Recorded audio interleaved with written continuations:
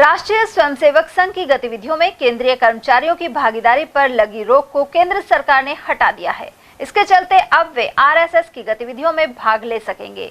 हालांकि प्रदेश सरकार के स्तर पर आदेश नहीं होने से यहां के कार्मिकों को अभी इसकी छूट नहीं है।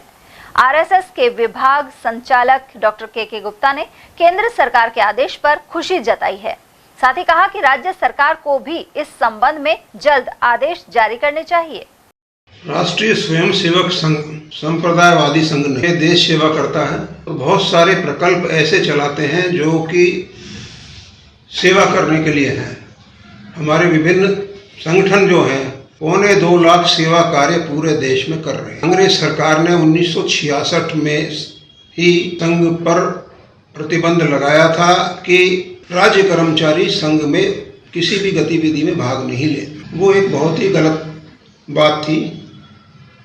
अब केंद्र सरकार ने अपने केंद्रीय कर्मचारियों को तथा केंद्र सरकार के जो भी सेवानिवृत्त कर्मचारी हैं उनके लिए ये प्रतिबंध हटा दिया है।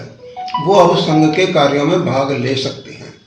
लेकिन अभी भी बहुत सारी जो है राज्य सरकारों ने अभी भी प्रतिबंध लगाया हुआ है। राजस्थान भी उनमें से एक है। भाजपा की सरकारें इतने बार राजस्थान में आ चुकी हैं और अभी भी भाजपा की सरकार है, लेकिन अभी भी राजस्थान ने राज्य कर्मचारियों पर संघ में कार्य करने का प्रतिबंध अभी नहीं हटाया है। हम चाहते हैं कि राज्य सरकार, राजस्थान सरकार भी केंद्र सरकार की तरह से इस प्रतिबंध को हटावे।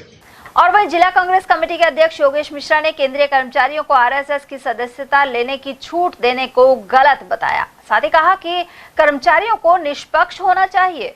इसके अलावा जिलाध्यक्ष मिश्रा ने कहा कि उत्तर प्रदेश सरकार द्वारा कावड़िया मार्ग पर धर्म के आधार पर नेम प्लेट लगाने का आदेश भी गलत था।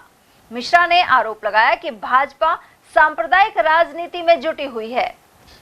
आप बताइए, कर्मचारियों को आरएसएस में शामिल होने का तुगलकी फरमान इन लोगों ने जारी कर दिया, जबकि कर्मचारी किसी भी राजनीतिक दल में या जो कोई संस्था राजनीतिक दल को सपोर्ट करती है उसमें शामिल नहीं हो सकता। कर्मचारी दबाव में काम कर रहा है, आरएसएस से जोड़ने की बात आप कर रहे हो, ये बहुत गलत है। किसी भी कर्मचारी को, अधिकारी को, जो कोई संस्था राजनीतिक दल को सपोर्ट करती है या कोई राजनीतिक दल है, उसका सदस्य होना ही नहीं चाहिए। ये 60 साल पहले इंदिरा गांधी जी ने इसको बैन कर दिया था और वो देश की जनता में हित में था। आप बताइए, कोई भी कर्मचारी चुनाव में वोट मांगने में जाता बेचारा मुँह छुपा के साहब मैं कर्मचारी हूँ, साहब मैं वोट तो दे दूंगा लेकिन मुझे ओपन मत लाओ। ये तो खुलेआम गुंडागर्दी कर रहे हैं। और परिणाम आपने देख लिया इस लोकसभा चुनाव में, और अगले लोकसभा चुनाव में देख लेना बीजेपी का सूपड़ा साफ होगा। सर, नेम प्लेट की जो नीति थी उसको आप सही मानते हैं? गलत गलत गलत नेम प्लेट नहीं लगानी चाहिए।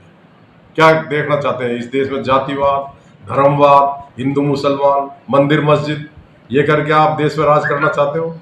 अब तो इस बात को हिंदू और मुसलमान दोनों समझ गए कि ये भाई को भाई से लड़ा रहे हैं, इसलिए ऐसे व्यक्ति से दूर